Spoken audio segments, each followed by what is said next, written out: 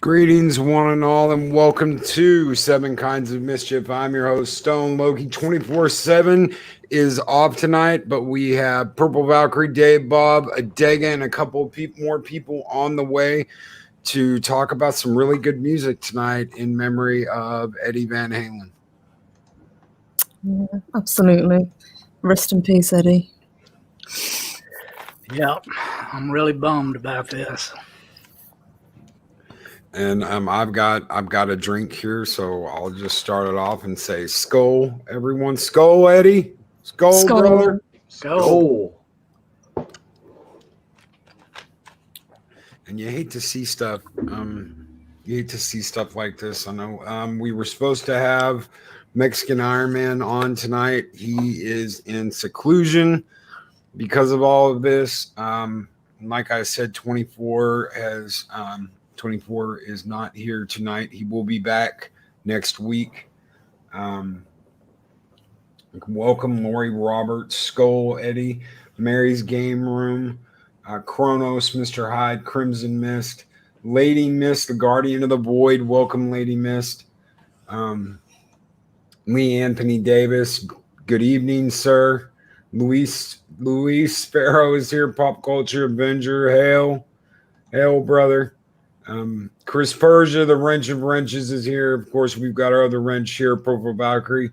Samantha Joe is resting up today, getting ready for the show tomorrow.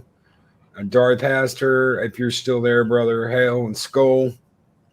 Sit Room, good evening. Chris Persia, one of the greatest guitarists ever to Eddie Van Halen. And I just would like everybody to know, since Chris sent that out, I'm going to put this up. All super chats tonight go to Extra Life for the kids with cancer. That is Mary's charity event. All super chats. I will add in the extra for the percentage that YouTube takes and get that to her after the beginning of next month, before her charity event ends.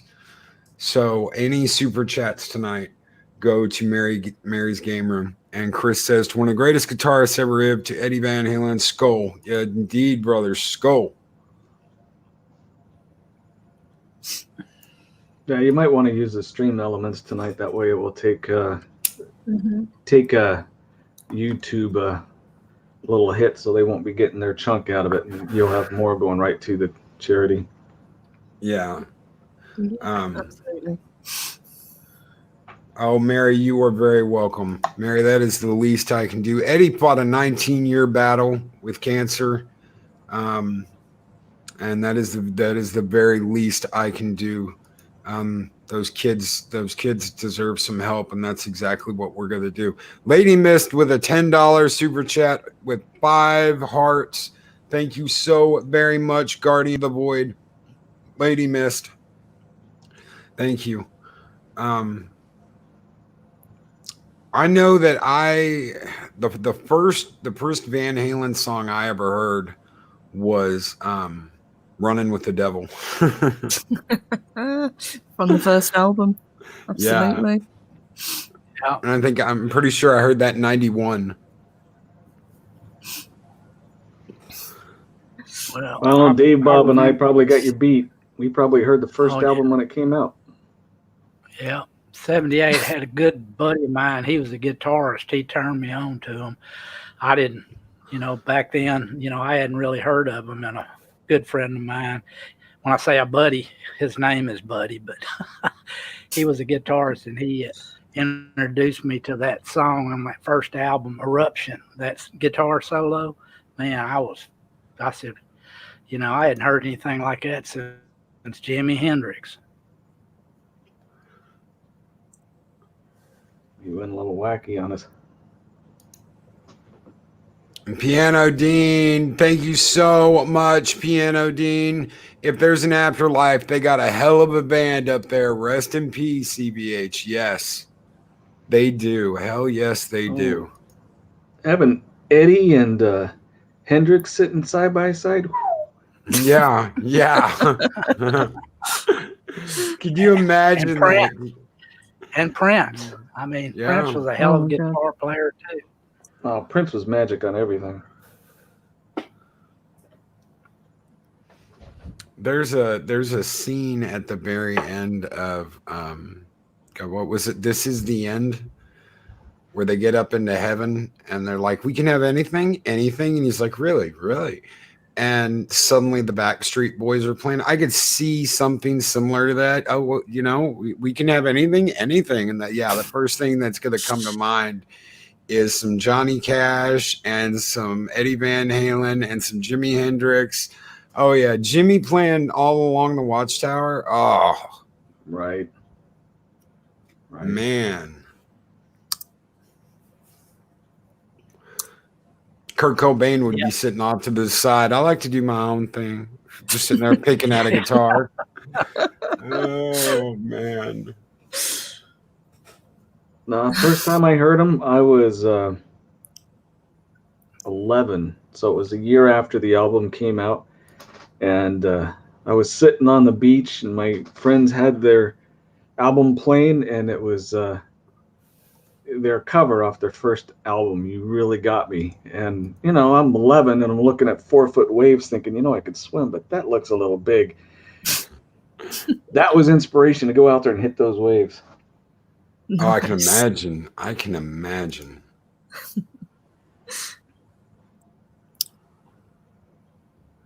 I can imagine, man. I remember 6 years old running up and down the beach, looking at those waves, and then going back when I was 15, 16, and just jumping into that insaneness. Just jumping into those waves right on the coast of California. Dark blue water coming down from Alaska, nothing like it. Cold. You don't think it's going to be that cold, but it's cold. We used to, and this is getting a little gross, but we used to measure how cold the water was by the shrivel content.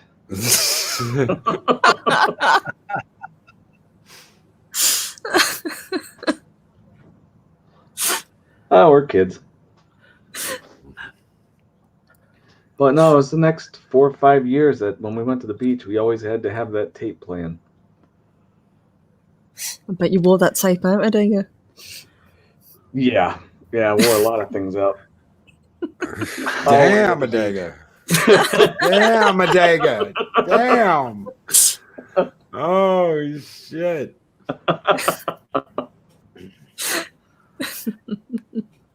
Back then it was cassette tapes and digging vinyl. Yeah. Digging vinyl. Well, Yeah, what? Lady missed what? Explain it, Aga. Sorry. I got plenty of scars and sand in places that people always write poems about. I think we may have just heard a Daga blush. Maybe a little bit. TMI. Nah, well. That's how Daga got his power ring. Yeah. I was the normal guy. 14 came around, and me, instead of being so talkative, I actually turned shy because I learned what a bikini was. Yeah. In Huntington Beach in California, there was a lot of those. I grew up in the 70s when everybody was wearing mini skirts. Or all the girls, anyway. They learned that from Star Trek. I don't know. There was something about the 80s for me that just drew me in. Oh, yeah. That was their heyday. Van Halen in the 80s. Mm-hmm. Yeah. Right after, when David Lee Roth left and Hagar came, I kind of fell off. I wasn't as big a fan of them when they had Hagar as the lead singer. I don't know. I just like that original band. I hate it when they break up bands like that. See, most people were purists, but I was just telling them before you came on, I heard that song Pound Cake, and I'm going, all right, you know what? Maybe he does mix with the Van Halens.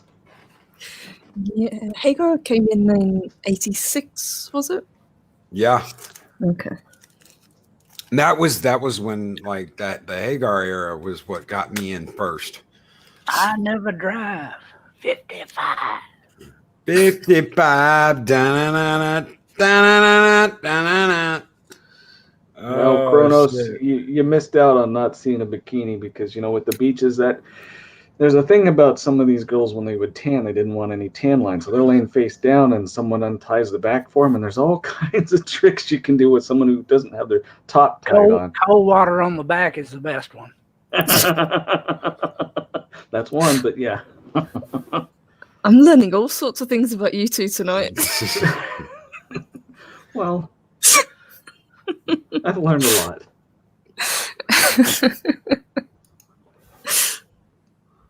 Ronnie James Dio, yeah. And Kronos, you are right. This is the best time for music. Yes. Absolutely. I think it had probably the widest variety because there was I was in the 80s, if you're talking about them. I never lost the hard rock. Van Halen was always one of the top. It was either that or Sabbath. I was a big Iron Maiden fan too. Yeah. So you're always comparing the guitars for those. And then I liked the New Row at the time. New Romantic, for you guys who don't know that, in punk. Always had to have the punk. So I like the wide variety. But there was, so much stuff that was out. And in order to stand out, you had to be excellent. And of course, the brothers, the Van Halen brothers, were just amazing. And their bassist, he was great too. Mm-hmm. I mean, he wasn't top of the line, but he could hold a beat, and the way he wrote his parts, or whoever wrote them for him, he played them. They were brilliant. There was magic to that band. They have a unique sound. When you hear them, you don't have to have the vocals. You could just hear the way they have everything set up, and that is Van Halen, distinct. Live, they were amazing. Well, you got me there. I never saw them live, unfortunately. I would have loved to have seen them live. A couple of concerts back in the 80s, and I'm going to tell you what, when old David was up there on the stage jumping around, man, the energy, all of them, the energy they had, it was just amazing. Plus, those people could actually carry a tune without auto-tune. Right. You had to have talent back then. Well, he's best known for the tapping, isn't he, for the guitar solos? That's the technique that he kind of popularized. So whenever he did his guitar solos, that's what he was known for. Hello, Happy Donna. Hello, Happy Donna. Mm-hmm. No, so many wonderful, talented musicians have I couldn't help this morning but think of Cliff Burton, one of the greatest bass guitarists who ever lived.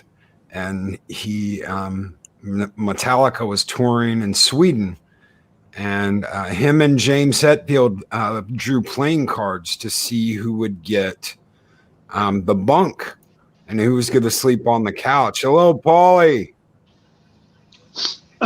Excuse me. Hey, Paulie. Hola. Hello, Paulie. Buenos tacos. Greetings, brother. Greetings. Taco Tuesday.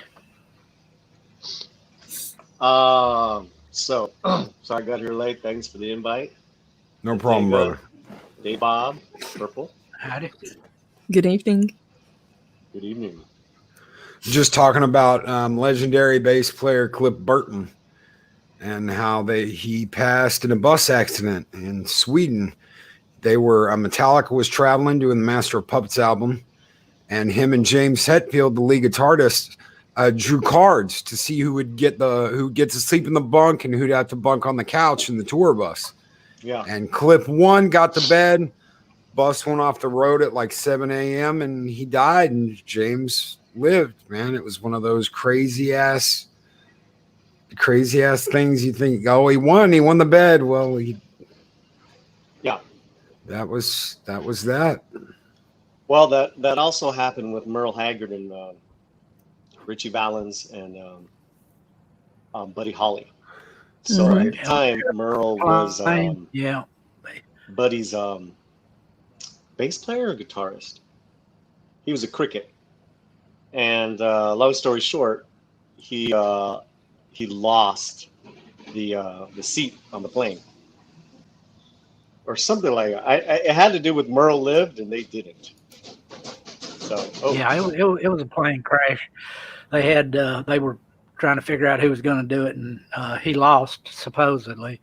He didn't get on the plane, and all the rest of them died. The Big Bopper. And Mark, I completely agree. Protect Eric Clapton and Joe Satriani. I love Joe, dude. I absolutely love Joe's music. He's got a party banging at his door back there. I have to keep muting because the slant layer is right next to the laundry room. So sorry about that, guys. You're good. You're good, brother. Oh, I think Paulie's probably you're not my age, but I'm sure you're in the similar ballpark. You know the California scene in the '80s and how big the Van Halens were. I mean, there was a lot of things that were big back then, but it was part of the culture, really.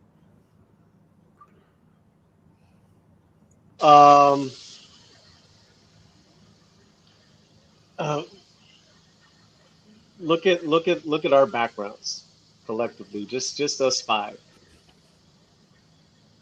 And Eddie and Van Halen, like Clapton before, Rage Against the Machine in the 90s, we're all binded by certain fragments of our history that connects us.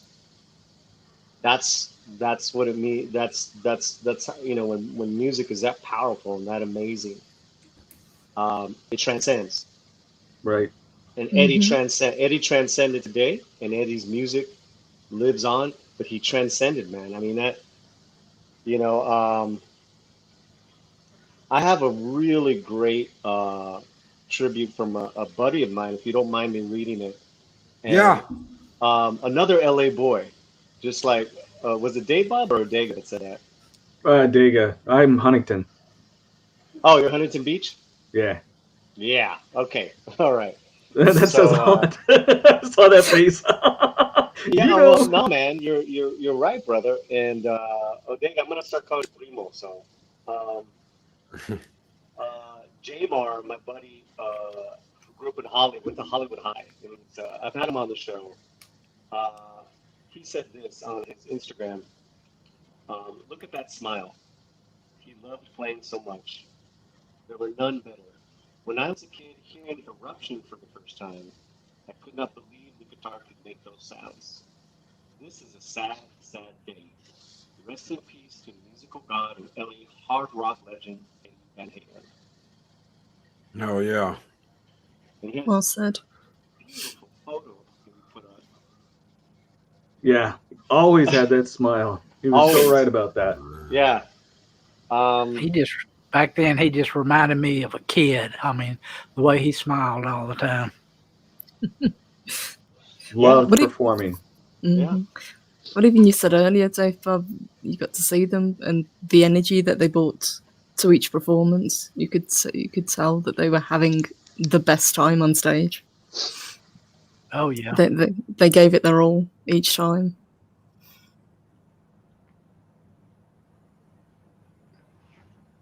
He was a rare talent. Yeah, Loki, and I stand by those words. Like there's just those acts. I mean, that's why everyone wanted him to play on their records, and when I was really young, Dive Her Down, Pretty Woman, Running with the Devil. Yeah.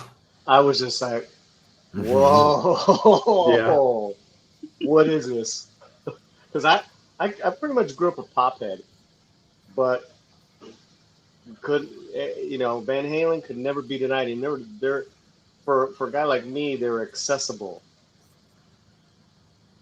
to like them, Hmm. because I was not a hard rock guy, not like Loki, not like Dave Bobby. I've got to admit, yeah, I'm not either. I mean, like as you say, he kind of transcends things. I mean, he even did the guitar solos for Michael Jackson's "Beat It." Oh yeah, but Loki, like Clapton, who's still alive, Tom Morello. Yeah, man. Yeah. I mean, there was something else. I lost my train of thought, but it'll come back to me. Well, my thing is you the way you were talking and that little tribute that you give, it made me think, what would the world be like if we didn't have? I mean, one band you think of, but it's the whole culture of music that they all contributed to. There's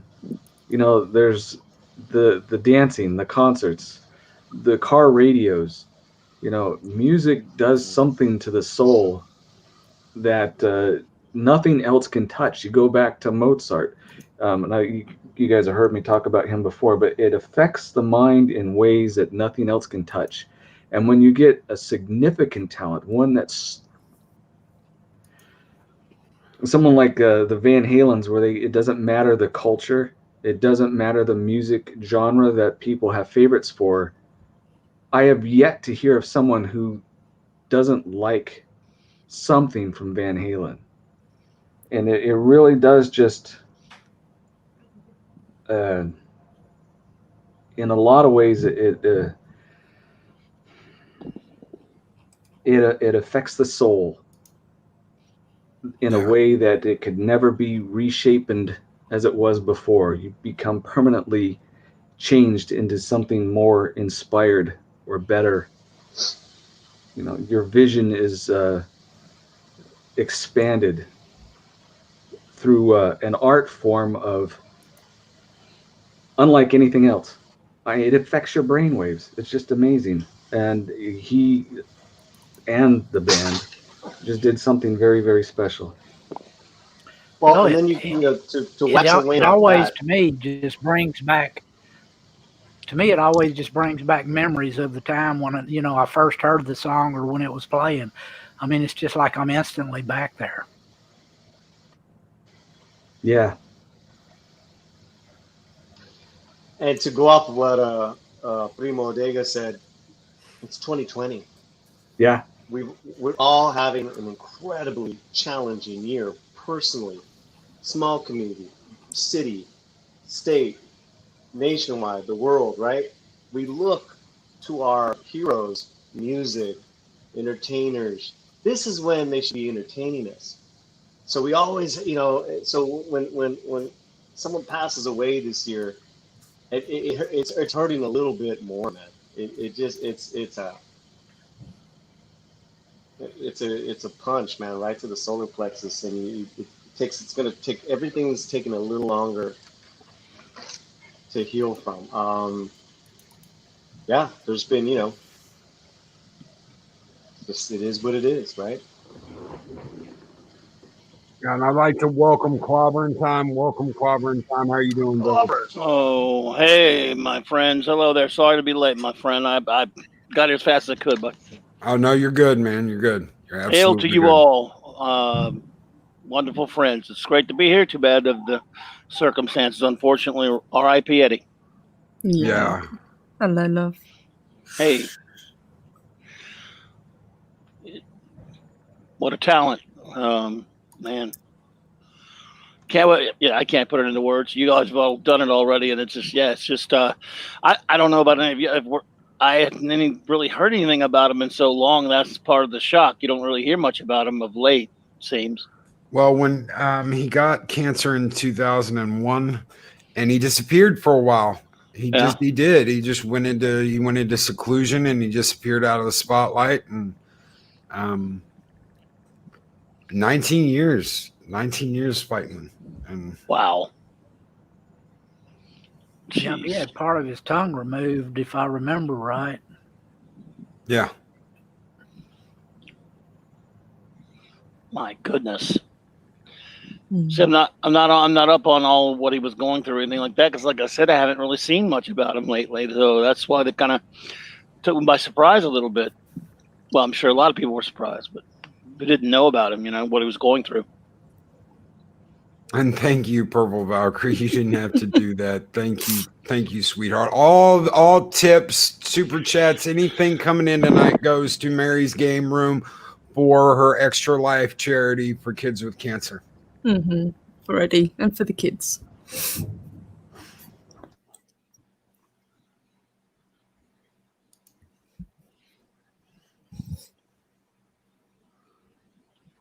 But yeah, what do you say about one of the greatest guitar players of all time? What can you say? His work spoke for him. Yes. I'm always in awe of the ability of anyone to do something like that with an instrument. In awe of it. I can't even conceive of being able to do it that much at all, but especially to the level he did, and and a few of the others. Just astonishing, amazing. Mm-hmm. I think if I remember correctly, he first started out playing piano when he was a child, and then he tried drums, and then he picks up a guitar, and that's where he found his talent. Wow. I think if I remember reading it correctly, when he first started, when he was playing, he was trying to imitate somebody else that was playing, and he was doing it with a pick, and he found out later that the guy that he was trying to imitate had all the picks on every finger of his hand, and he was doing it with a pick. Wow. Damn.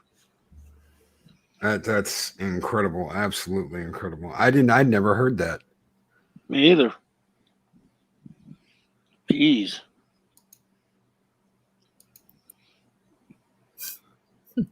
Well, and that's the. That's great.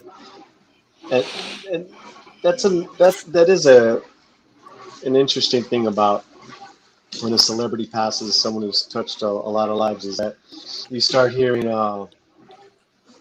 like, how do they learn this, or their little story that was always kind of like maybe not included in the press release or the bio or the stupid documentaries.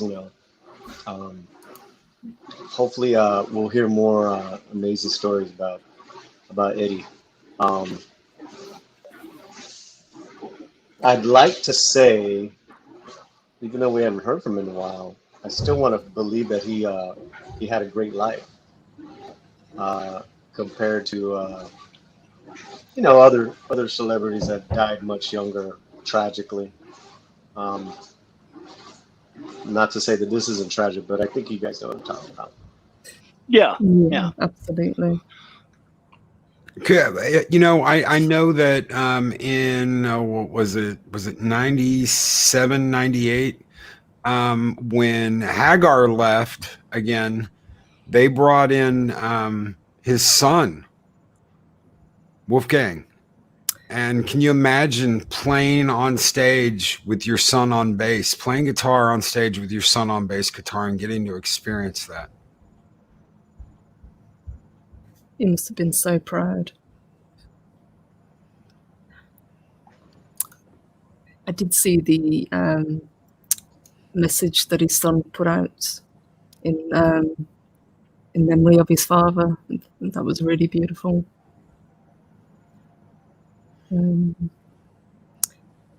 Shall I read it out? Oh yeah, please. Okay. I was gonna read. I'll read something. I got something else too. Okay, awesome. Yeah, he tweeted this out earlier, and it kind of brought a lump to my throat. He says, "I can't believe I'm having to write this, but my father, Edward Ludwig Van Halen, has lost his long and arduous battle with cancer this morning. He was the best father I could ask for. Every moment I shared with him on and off stage was a gift. My heart is broken, and I don't think I'll ever fully recover from this loss. Love you so much, Pop." It's beautiful. That is absolutely beautiful. Wow. That really is. And Lord Thaw, thank you. Thank you for that, brother, for the kids, man.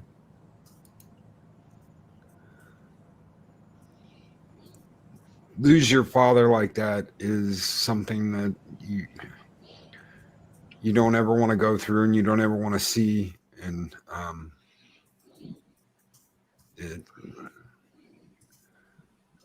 it gets to you. It gets to you. I lost my dad back in February of this year.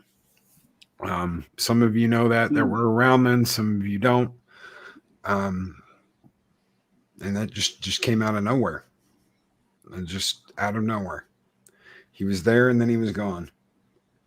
And but that had to be the coolest thing. That had to be the coolest thing in the world to get on stage and play with your dad. Oh yeah, absolutely. Wow. And Dee Myers, thank you. What a man. Prayers and wishes go out to his family. Thank you, brother in Skull. Paulie, you got something, right? Oh my God, hold on.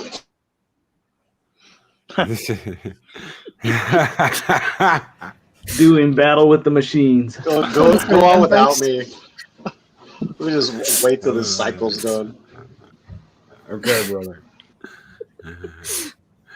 Oh, man.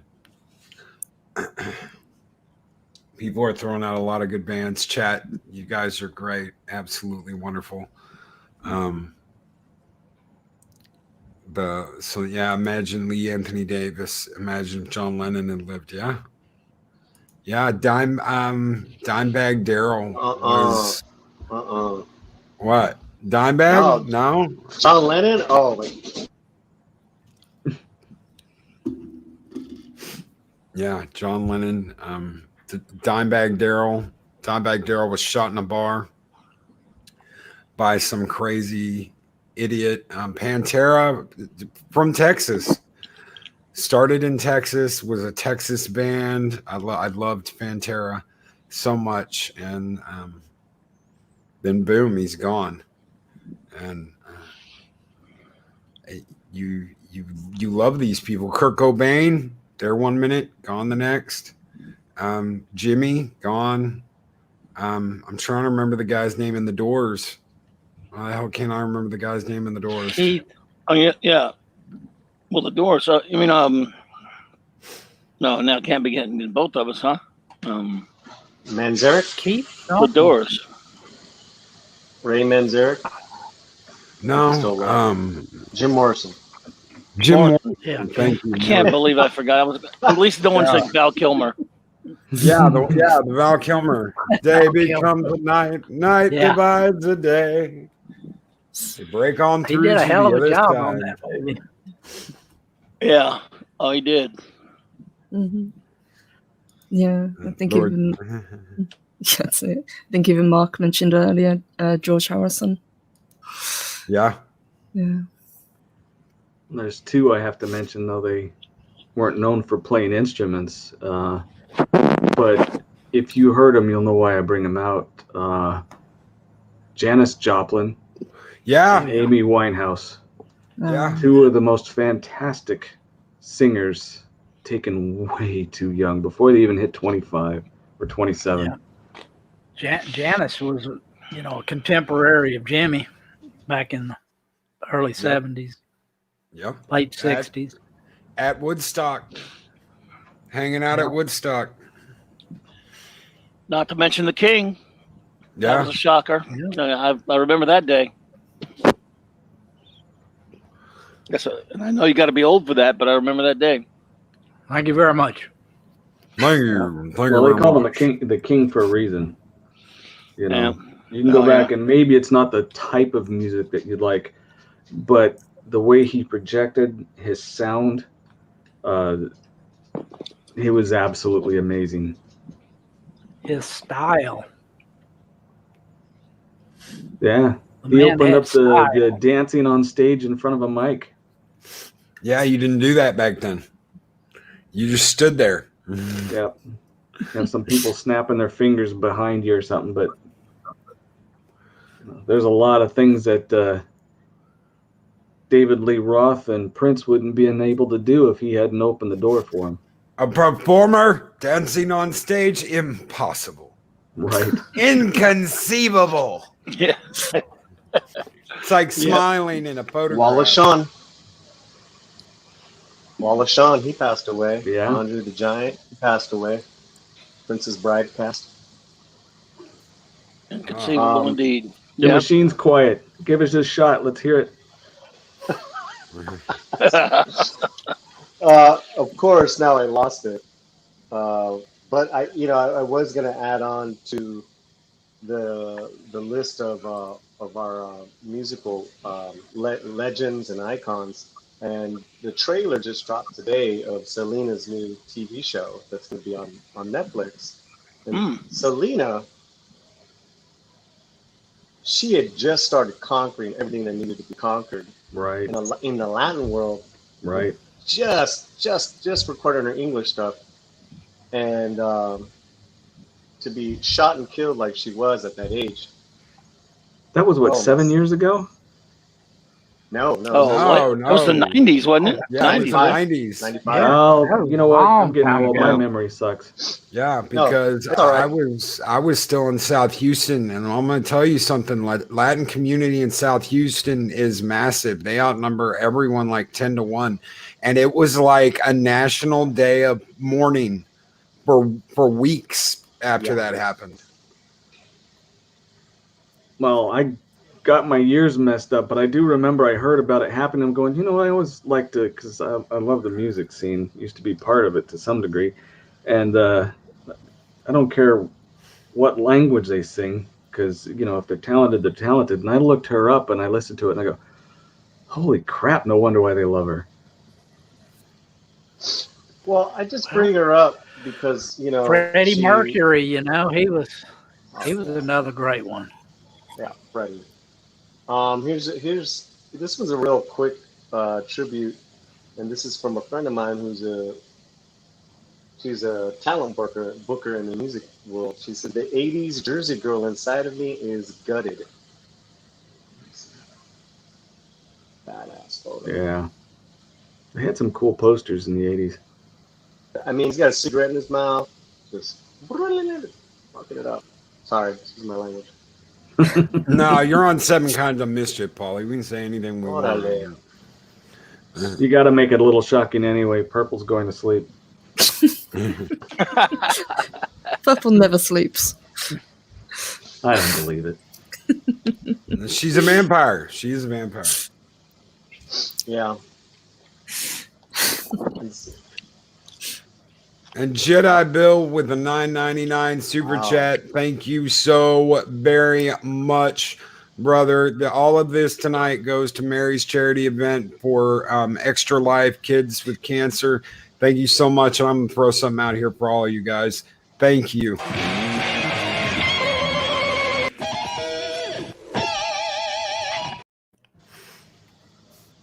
Thank you guys so very much. Thanks a lot, Jedi Bill.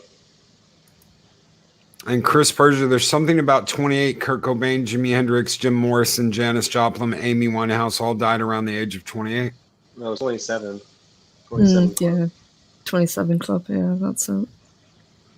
Yep, that was a curse of the 27. Well, a lot of artists in general, but musicians in particular, because you go all the way back to Mozart. The best die young. I don't know what the deal is. That's because the brightest flame burns twice as fast. The only exception that I know of is David Bowie. And David Bowie wrote his own epitaph and made that video shortly before he died. I mean, talk about going out like a rock star. I wish I could remember the name of it, but man, it was awesome. Lazarus? The album? Maybe the video where he's laying in the bed, the white sheets and everything. Yeah, really good song actually.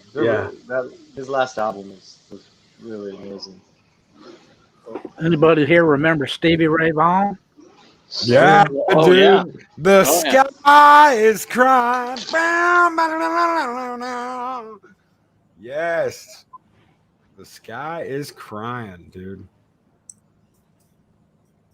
Oh man, I love that song. I love Stevie, dude. I love Stevie Ray Vaughan. Yeah, but You he can hear some died of this. too young. I think he was in his 30s, though. He was like mid 30s or something. And thank you, Clobbering Time. Thank you, brother. My pleasure, sir. Is Stevie Ray was that a plane wreck as well? Stevie Ray Vaughan? Helicopter crash, I think. Oh God. If I remember right, I think it was a helicopter. I'm gonna tell you, back in the day, a lot of them small planes crashed and killed a lot of rock stars. Yeah, that's true. Weird, but true. You already talked about it earlier, but yeah, the Don McLean, the big bopper, Croce. and from the Don McLean song, Big Bopper, Buddy Holly, and Richie Valens all in one shot. Yeah. Yeah, Paulie brought that up. Yeah, I think that song, "The Day the Music Died," was kind of influenced by that event. Well, it mentions it. Yeah. It's flat out references it. It was written because of that. Yeah. Yeah, but I love that song. I'm old though. Anybody remember Jim Croce? Another one that died in a plane crash, I believe. Oh yeah. Way Wow. too young. Otis Redding. Otis never got to see any of the huge success from sitting on the dock of the bay. Yes. That's one of my favorite Yeah. songs of all time. Yeah, he had already died. If anyone ever gets a chance, and I still have the record. It's a double-sided, live from the Monterey Jazz Pop Festival. I think it's '67 or '68.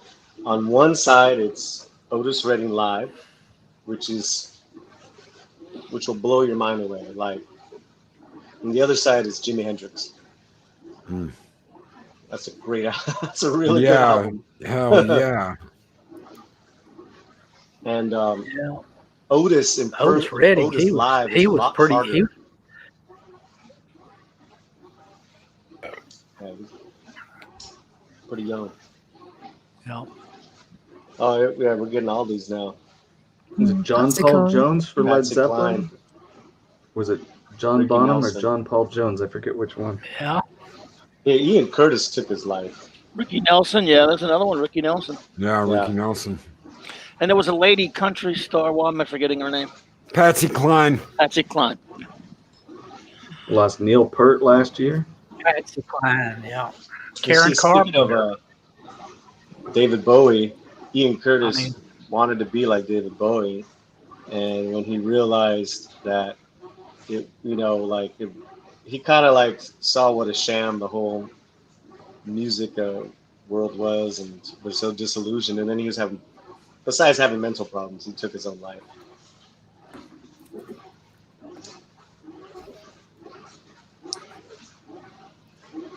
And A Lord little Dodds known playing one from some. the 80s, but he was awful young. It was kind of a sad story. Some of you may know. They weren't a one-hit wonder, but it ended up being pretty close to that. The lead singer for a band called Haircut 100. As soon as they got really busy and excited and everything, he couldn't handle the stress, and he took his own life. Yeah. It's not uncommon, and you're hearing these K-pop artists and singers taking their lives as well because of a lot of that stress. I have this theory. I don't know how to validate it. It's a thing from, coming from my doctor aspect of things, but there's, people have the right side brain, the left side brain, and the people that are the logical, analytical, calculating, plan things out are on the left side, and the artistic side, whether it be linguistic or vocal, however you have, is on the right side. And I've often wondered if these people that are so talented are so far into their right side of their brain that they're not pulling enough from the day-to-day logical common sense type stuff to be able to rationally make it through life. And that's why they fall short. Like savants Yeah. almost. Yeah. Mhm. Yeah. Yeah, Very I'd good. say there's some credence in that, especially with someone Yeah. like Amy Winehouse. To see her kind of decline so rapidly Yeah. was awful. When you got Van Gogh, he couldn't handle it either, and he didn't have the stresses that our new people do. And yet, there's some people that are still around, right? The Stones, most of them, Right? McCartney. No, I'm not taking away from their talent. I'm just saying that some of these ones that are so extremely talented may just be too far into the right side of their brain. No, I'm with you. I'm just trying to like, why some of them and not Well, what's well, look at, and there's this movie about this country western singer, and she has a miscarriage at this show in Dallas. She's put into drug rehab because of all of this. She is pushed constantly by her producer and by her manager to get back out on the road. She gets it back out on the road, and she ends up having a drug overdose and dying at the end of the movie. Why? Because she's pushed. She needs to make money. She needs to go back out on tour. She needs to show her fans that she's fine. All these things. And instead of letting her deal with what life has thrown at her, they're throwing all this other shit at her. The movie's called Country Strong. And it's one of the, it's a really good country music movie. But it just goes to show you this is the kind of life they lead. And they live this life because they have this talent. And while many normal everyday people might be like, man, I would love to be like this. I would love to have a band. I would love to have the talent and the drive and the ambition. Sometimes it's not the best thing. Sometimes it's a curse. Sometimes it might look all nice in that packaging, but to them, you don't know what they're going through. You don't know what the kind of lives they're leading. You don't know how much pressure they're under, and it catches up. And Adega says, "Say goodnight for me to everyone." Dega, we love you, brother. I hope you're doing well. We And do. Night, we'll brother. see you on Thursday. Good night, night, Primo. Indeed. Take care, brother. And a $2 chat from Orville Nation. Thank you so much, brother. PJ, all of this is going to Mary's charity, Extra Life charity for kids with cancer. Thank you so very much tonight, brother. Thank you. Orville Nation, love you. As you can see, guys, Loki, the chat is prolific tonight. It's just Yeah. and this is our community, and they're just like, and that person and that person and this and that. I mean, it's pretty profound, man. These are the people that we love listening to, man. I love Stevie. I love Stevie Ray Vaughan. I loved Jimmy, man. I've got Jimmy albums on record. There's so many of these people. I've got Van Halen CDs. I've got Van Halen tracks. I miss Pantera. I miss Dimebag Darrell, lead guitarist for Pantera out of Texas. Dude, guy just walked up at a show and just shot him out of nowhere. Just shot him. And it's these people with this wonderful talent that we miss them, and we don't know behind the scenes. We don't know what kind of life, a lot of people think, oh, well, they're just drug addicts, or they're this or they're that. You have no idea what these people have been through, what these people are going through, what they are pushed to do because they have this talent. And Bruce Lombardo with a $9.99 super chat. I'd rather someone come out and make an amazing song and go out quick then be 2 albums in with amazing songs to decide to go sober and have a career and boring us with vanilla music. Rest in peace, Eddie.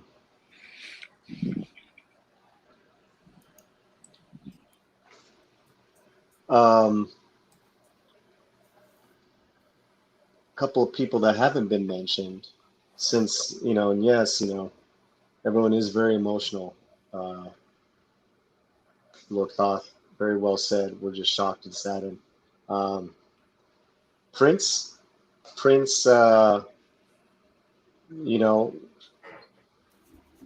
he died. Yeah, I would say it was a horrible death.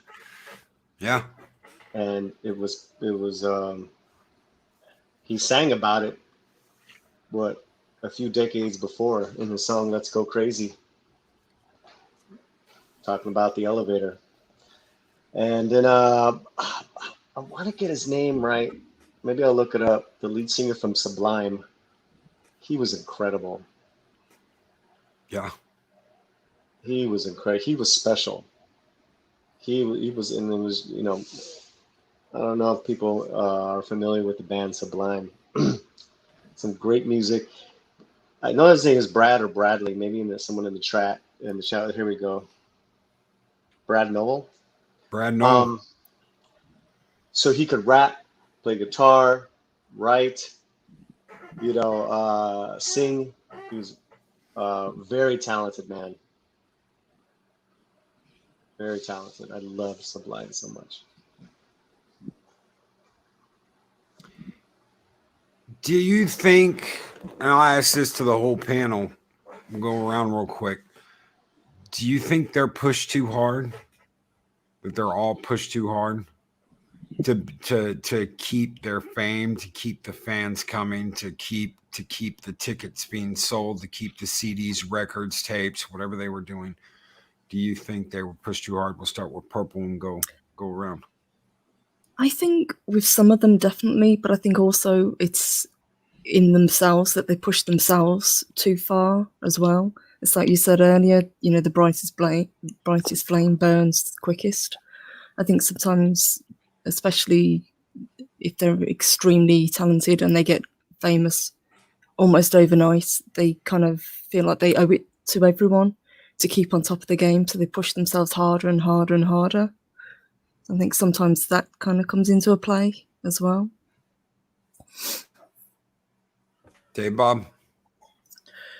Well, I think, that could be part of it, but it's also the fact that, they push themselves that hard.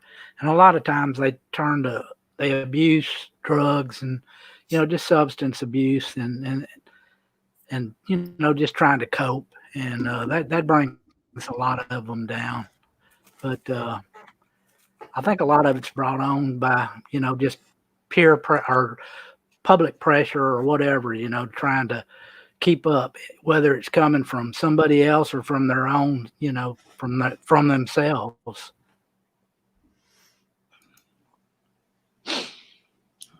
Clobbering time. I agree with that. Both Purple and Dave said they push themselves a lot.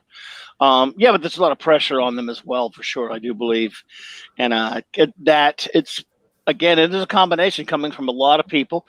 Plus, they're highly in demand. I mean, they got millions upon millions, depending on how popular they are, millions upon millions of strangers who place demands on them in a sense because they think, they do a lot of work that reaches a lot of people, and they would kind of become part of the culture. And I think they feel that a little bit. Again, not being one of them, I'm a celebrity artist myself. I wouldn't know. I'm just speculating, but yes. But I think a lot of the pushing does come from within, and they live hard. Those people live hard and party hard and live in a world many of us will never know. That leads to a lot of things and opportunities to do certain things, sometimes self-destructive things that many of us will never have. Paulie? Well, as a recovering alcoholic, 5 years, drugs, alcohol, medium success, moderate success in the field I was in. I've come in close contact with a lot of well-known people that you guys love. and they would be dead today if they weren't sober. They had to walk away from who they were, because who they were, like actors, musicians, it's you have to be so in touch with your ego, with your person, your just your the insides of your soul, that it could drive you crazy, just like what Adega was saying. So I think there's that. And there are some sober celebs that talk about it. You really should seek them out. They're some fascinating gentlemen. One that comes to mind that I think connects with Loki and the Valkyries is Donald Logue, who played Yorick in Vikings. It's got an amazing story. He's sober. Him and Danny Trejo are like that. And him and Trejo's stories, damn, I thought I was bad. But they're public about it, so that's why there's other people I won't mention. But, it's such a burnout. And let's like, even sober guys, to be on the road, to tour, it's such a burden. And you get older, it's just not for older people, man. And then you had like clobbering times, you had the lifestyle and the drugs, people don't last long out there like that, man. No, they don't last long normally like that, much less have the fame and the I'll tell you guys a story about something, and this is personal. One of the gentlemen that I grew up with, he went to prison. A lot of the people I grew up with went to prison. But this gentleman had stolen a prescription pad from a doctor's office and was writing his own scripts. And he decided that he was going to defend himself. Of course. No jury would ever convict this gentleman of doing what he did. And he went to jail. And I recently asked a friend of mine about this friend, because I know it was about that time where he should be getting out. Oh, he got out. Oh, well, how's he doing? Hanging around with the exact same people doing the exact same shit he was doing before. Damn. And that's what happens. You either break that and completely get away from that and leave that, or you get sucked back in. Well, it's a mental sickness, bro. That's why look at Ben Affleck. He's got every he's got the best rehabs, the best everything at his fingertips. But he keeps, lack of a better word, he keeps fucking up and going back out. And it happens. It happens all the time, right? And it's not until that person, you could talk reason night and day to that person, but it's not until that person, something in it clicks. Yeah. And they've fucking had it with the bottoms. They've had it, and they go themselves and they get help. Mm-hmm. And that's, and even then, man, it's not a guarantee. But that's why I love Ben Affleck so much, just on his fight to stay sober, and to be a father. I'm like getting emotional. Well, I'll tell you something else. Well, shut up. In my early 20s, Paulie, I was right there. There were things I was doing. There was people I was consorting with, the same people that I was just talking about. And one night, I was 99.9% certain that I was going to go to jail, and I was going to go to jail for a long time. Yeah. And I went home that night, and I told my then wife that I was done. I was out. Let's get the hell out of here. and I got some help. I got moved. I went through the sweats and the shakes and the stomach cramps and all of that, and I was done. That was it. And I have this thing where I tell people, you can't go home again. You can't, because the person you were when you left is not ever going to be the person that you are if you go back. And I see this. I've lost people I grew up with.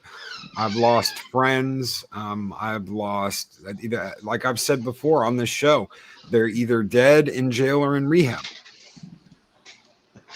You're so Mexican. I swear to God, bro. I need a photo of Loki. This Vato talks like he's from my family. Yeah, they're either dead, they're either in jail, or they made it. Yeah. And the ones that made it with those battle scars, man. Listen to them. Listen to their stories, man.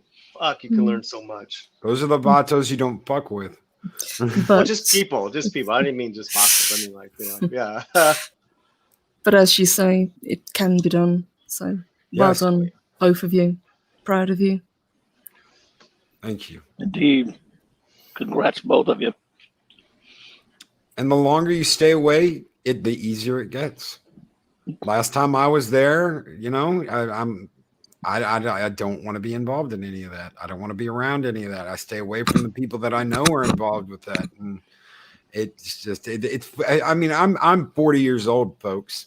And I know people that are my age that are still, neck deep in this life. And you're just like, no, I don't know what the hell happened to you, but I got the hell out of here, and I divorced myself from that shit. But as you say, again, it can be done. I mean, probably the best success story that I can think of is Robert Downey Jr. Yeah. The man that was at complete rock bottom, but turned his life around. And Fenner of Fire says, I knew a kid who moved counties over to a place where he knew zero people to get away from that former self. Yeah. Mm-hmm. Yeah, brother. Good for you, Loki. Yeah, I moved to the other side of the state. I didn't know anybody there. I got my shit straight, and you get out of it. You have to get out of it. And going back to our celebrities, we've given Hollywood such a hard time as we should. But with Robert Downey, the homeboy that didn't turn his back was Mel Gibson, and helped him out back in the day. Yeah. And that's why Robert will never turn his back on Mel now. And Mel, that's what it's all about, man. That's what being a friend's all about. That's what it's all about. Is you got to be being of service, just like what you're doing, Loki, with in your own way. And everyone who's donated tonight, God bless you all. That's what it's all about. Yeah. Yep. And Gesture of Sin with is it Lira? Yeah, 5 Lira super chat. I, for one, wasn't a fan of EVH, but I appreciated the talent. A star has fallen from the sky and will never have no, brother, a replacement. No, to Valhalla. And yeah, the Viking ship. That Viking ship. Skull. Yeah, skull. Indeed.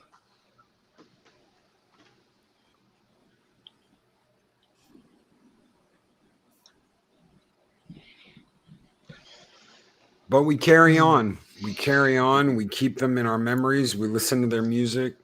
I know that I've been listening to all kinds of shit today.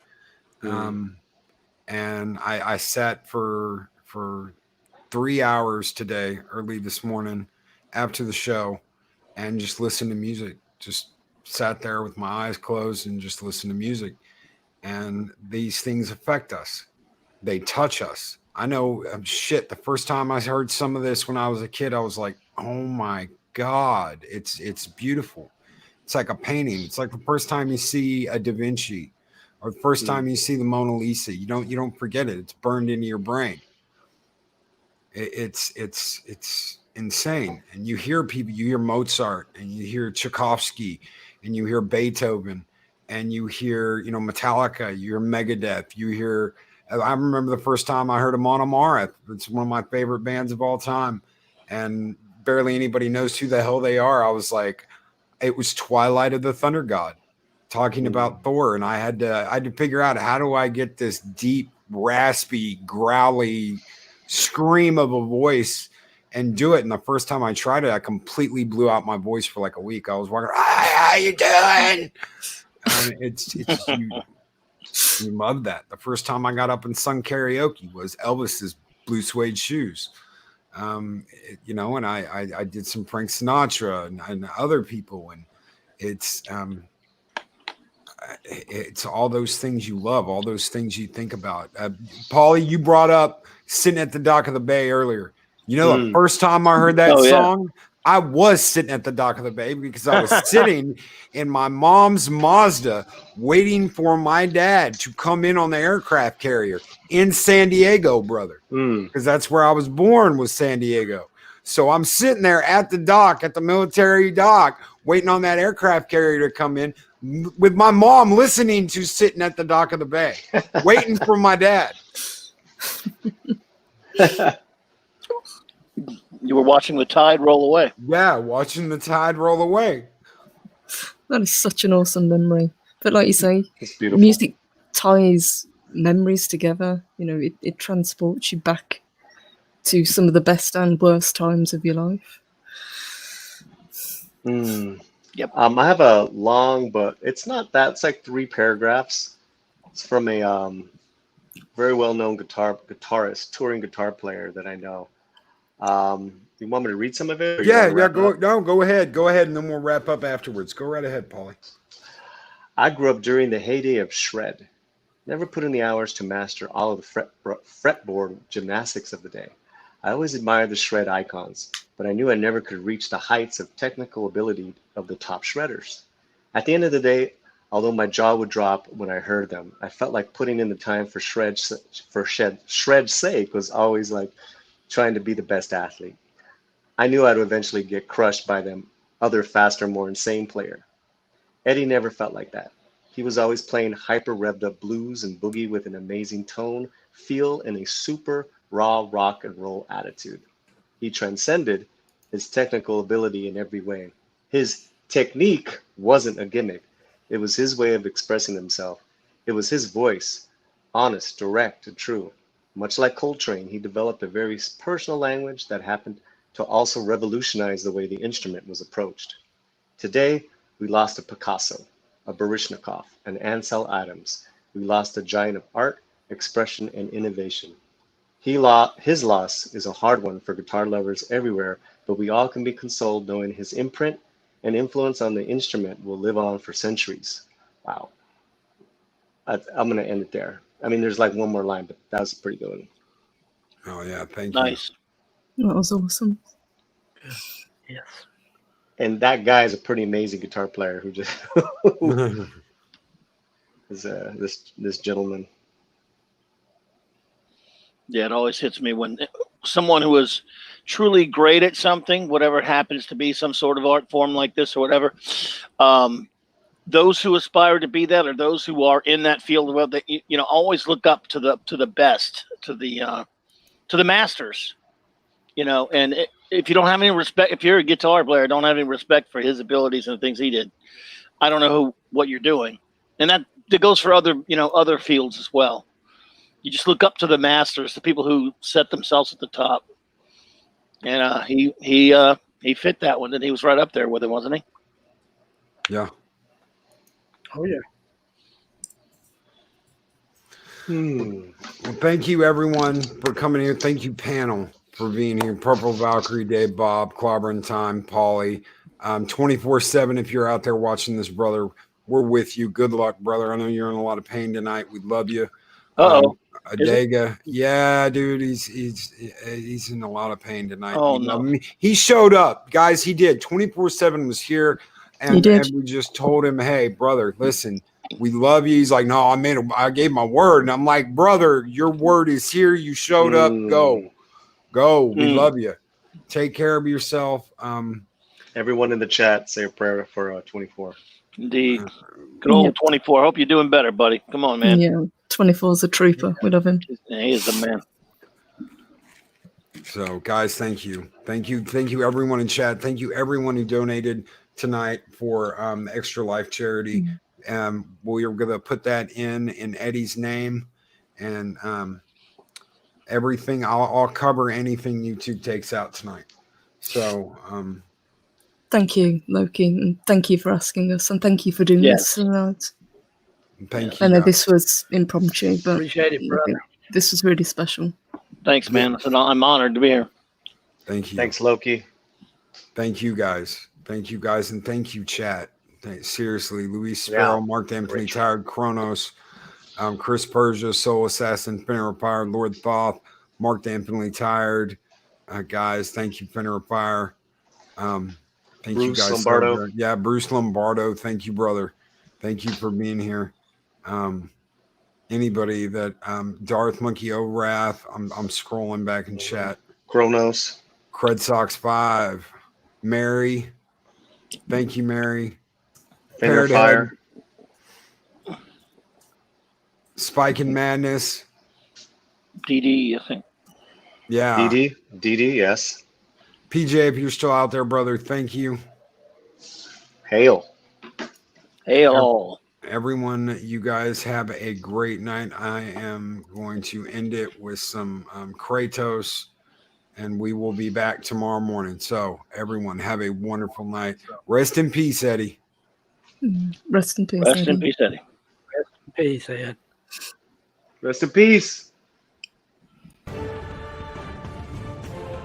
These videos are tremendous. Like, comment, and subscribe, and hammer that notification bell.